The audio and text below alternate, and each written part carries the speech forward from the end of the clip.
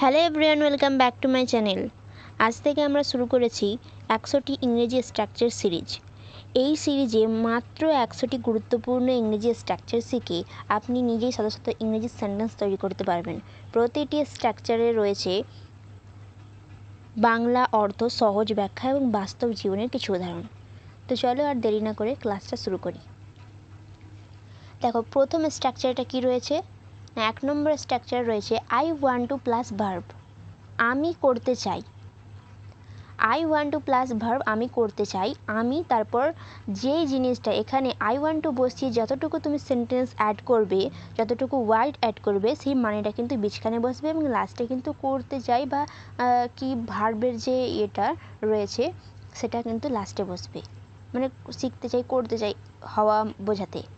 যেমন এক্সাম্পলগুলো দেখো, তাহলে তোমরা বুঝতে পারবে। যেমন দেখো, I want two learn English, আমি ইংরেজি শিখতে চাই। এই যে শিখতে চাই এটা কিন্তু লাস্টে বসছে। I want to go home, আমি বাড়ি যেতে চাই, এদের বাড়ি যেতে চাই এটা কিন্তু লাস্টে বসছে। I want to help you, আমি তোমাকে সাহায্য করতে চাই, সাহায্য করতে চাই এটা লাস্টে বসছে। I want two it something, আমি কিছু খেতে চাই।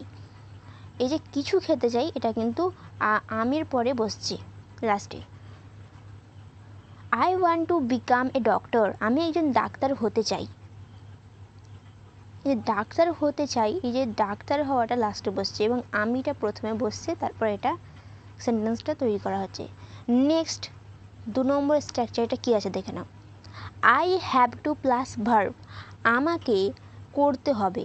এই যে আমাকে বলে তারপর যতটুকু তুমি আই হ্যাভ টুর পরে সেন্টেন্স বা ওয়ার্ড শব্দগুলো যোগ করবে, তার মানেটা কিন্তু এই বিছখানে বসবে। যেমন এক্সাম্পলগুলো দেখো, আই হ্যাভ টু স্টাডি, আমাকে পড়তে হবে। আই হ্যাভ টু লিভ নাও, আমাকে এখন যেতে হবে। I have to finish my work, আমাকে আমার কাজ শেষ করতে হবে। I have two wake up early, আমাকে সকালে তাড়াতাড়ি উঠতে হবে। I have to call my friend, আমাকে আমার বন্ধুকে ফোন করতে হবে।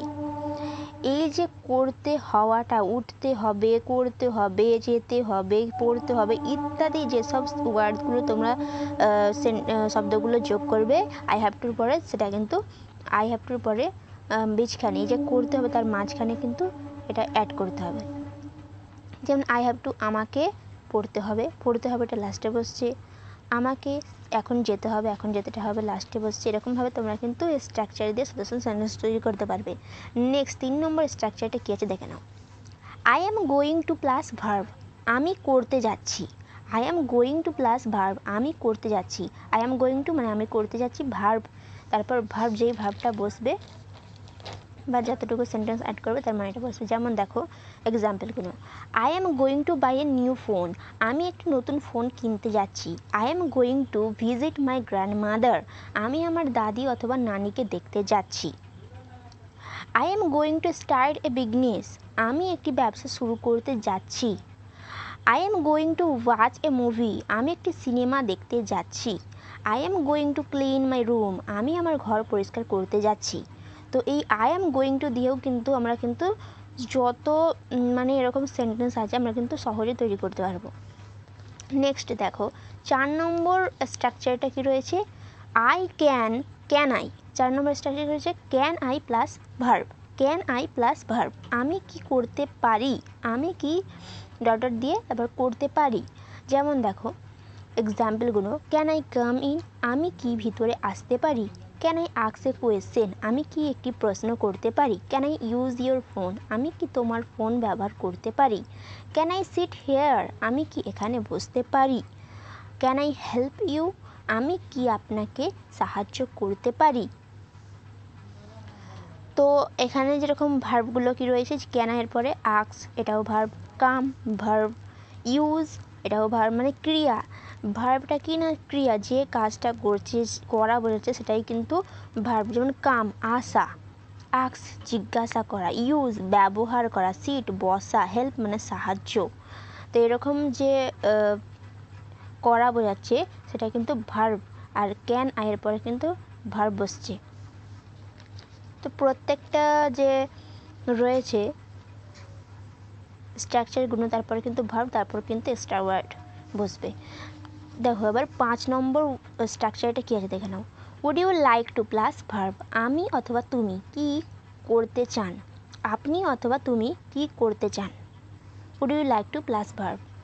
এক্সাম্পলগুলো দেখো, would you like to have some tea, আপনি কি কিছু চা খেতে চান। Would you like to join us, আপনি কি আমাদের সাথে যোগ দিতে চান। Would you like to go out, আপনি কি বাইরে যেতে চান। Would you like to watch a movie, আপনি কি একটি সিনেমা দেখতে চান। Would you like to learn English, আপনি কি ইংরেজি শিখতে চান। তো উড ইউ লাইক টু মানে আপনি অথবা তুমি কি করতে চাও, সেই এরকম ধরনের সেন্টেন্স কিন্তু যখনই বোঝায় তখন কিন্তু আমরা উড ইউ লাইক টু ব্যবহার করব, তারপর ভার্বটা বসিয়ে এক্সট্রা ওয়ার্ড। নেক্সট 6 নম্বর দেখো, দেয়ার ইজ অথবা দেয়ার আর প্লাস নাউন, এর মিনিংটা কি বেঙ্গলি এখানে অথবা ওখানে, কোনো জায়গার বোঝালে তার আগে কিন্তু প্রথমে দেয়ার দিয়ে শুরু করতে হয়।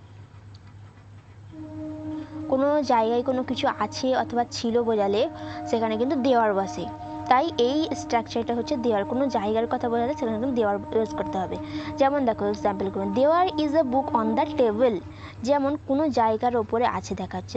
যেমন দেখো টেবিলের ওপরে বইটা আছে, টেবিলের ওপর একটি বই আছে। There is a cat under the chair, চেয়ারের নিচে একটি বেড়াল আছে। There are many students in the classroom, শ্রেণীকক্ষে অনেক শিক্ষার্থী আছে। There are 2 pens in my bag, আমার ব্যাগে 2টি কলম আছে। There is a beautiful garden near my house, আমার বাড়ির কাছে একটি সুন্দর বাগান আছে।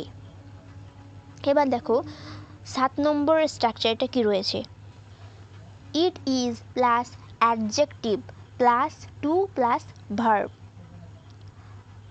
যেমন ডট ডট দিয়ের মিনিংটা হচ্ছে বিছখানটায় করে ভার্বের যে উচ্চারণটা সেটা বিছখানে বসবে, যেমন করা, তারপর এক্সট্রা ওয়ার্ডের মানে।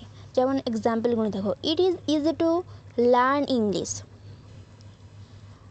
ইংরেজি শেখা সহজ। তো শেখা দেখো ভার্ব মানে করা বোঝাচ্ছে, তো শেখাটা কিন্তু বিছখানে বসছে, করা অর্থাৎ করা, ইংরেজি শেখা সহজ।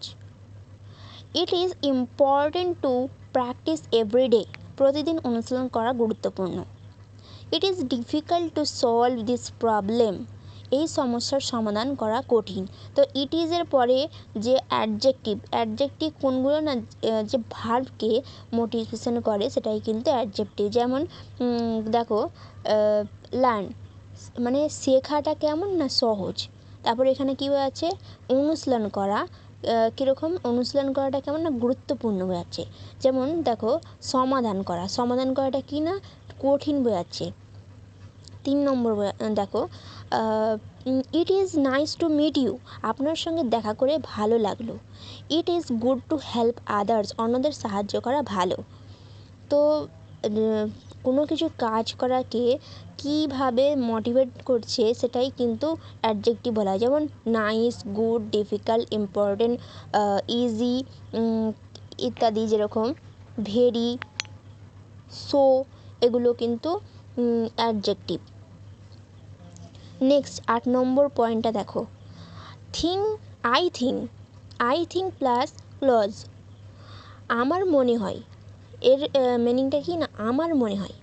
I think he is right, আমার মনে হয় সে ঠিক। I think she is very kind, আমার মনে হয় সে খুব ভালো। I think it will rain today, আমার মনে হয় আজ বৃষ্টি হবে।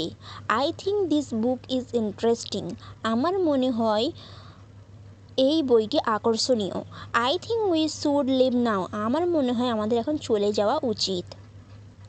এবার দেখো 9 নম্বর স্ট্রাকচারটা কী রয়েছে, ইফ প্লাস 9 নম্বর স্ট্রাকচার কী রয়েছে না ইফ প্লাস প্রেজেন্ট, তারপর সাবজেক্ট বসতে হবে, তারপর উইল প্লাস ভার্ব। যেমন মিনিংটা কি না যদি, তারপর কমাতে তাহলে।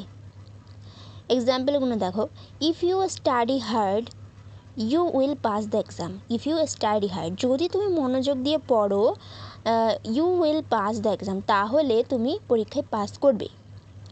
ইফ ইট রেইনস, যদি বৃষ্টি হয়, we will stay at home, তাহলে আমরা বাড়িতে থাকবো, তাহলে আমরা বাড়িতে থাকবো। ইফ ইউ কল মি, যদি তুমি আমাকে ফোন করো, আই উইল অ্যান্সার, আমি তাহলে ধরবো অথবা তুলবো অথবা কথা বলবো। হচ্ছে ইফ সি কামস আর্লি, যদি সে তাড়াতাড়ি আসে, we will start the meeting, তাহলে আমরা মিটিং শুরু করব। If they work together, they will succeed, যদি তারা এখানে একসঙ্গে কাজ করে তাহলে তারা সফল হবে। 10 নম্বর পয়েন্টে কী আছে দেখে নাও। দাম অর ডট ডট দিয়ে কমা, তারপর ফিরে দাম অর ফিরে ডট ডট, অর্থাৎ এর মিনিংটা কি না, যত তত। এক্সাম্পলগুলো দেখো। The more you practice the better you become, যত বেশি অনুশীলন করবে তত বেশি ভালো হবে। দ্য মোর ইউ রিড, যত বেশি পড়বে, দ্য মোর ইউ লার্ন, তত বেশি শিখবে। দ্য মোর ইউ স্মাইল, যত বেশি হাসবে, দ্য হ্যাপিয়ার ইউ ফিল, তত বেশি সুখী বোধ করবে বা অনুভব করবে। দ্য মোর ইউ ওয়ার্ক, যত বেশি কাজ করবে, the more experience you gain, তত বেশি অভিজ্ঞতা অর্জন করবে। The more you speak English, যত বেশি ইংরেজিতে কথা বলবে, the more confident you become, তত বেশি আত্মবিশ্বাসী হবে। তো আজকের এই 10টি স্ট্রাকচার নিয়ে আজকে আমি আলোচনা করলাম। এরপর এখনও 90টি স্ট্রাকচার বাকি আছে, আমি পরপর ভিডিওতে আপলোড করতে থাকবো। এবং আজকের এই যে ক্লাসটা তোমাদের কেমন লেগেছে অবশ্যই আমাকে কমেন্টে লিখে জানিও, ভালো লাগলে অবশ্যই লাইক করবেন। এবং এই 10টির মধ্যে তোমাদের কোন স্ট্রাকচারটি বেশি পছন্দ হলে তোমরা সেই স্ট্রাকচারটি অবশ্যই আমাকে কমেন্টে লিখে জানিও। এবং এই স্ট্রাকচার দিয়ে তোমরা অবশ্যই প্র্যাকটিস করবে, বেশি বেশি করে অনুশীলন করবে এবং বেশি বেশি সেন্টেন্স তৈরি করার চেষ্টা করবে। তো আজকে এই পর্যন্তই, দেখা হচ্ছে নেক্সট ভিডিওতে। তোমরা সব ভালো থাকো, সুস্থ থাকো।